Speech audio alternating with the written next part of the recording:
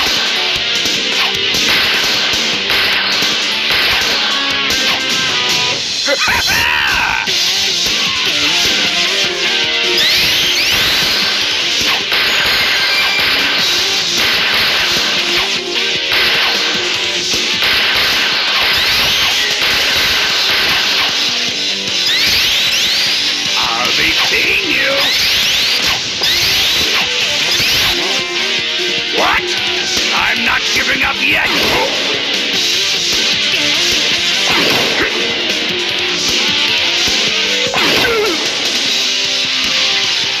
Why, you'll pay for this!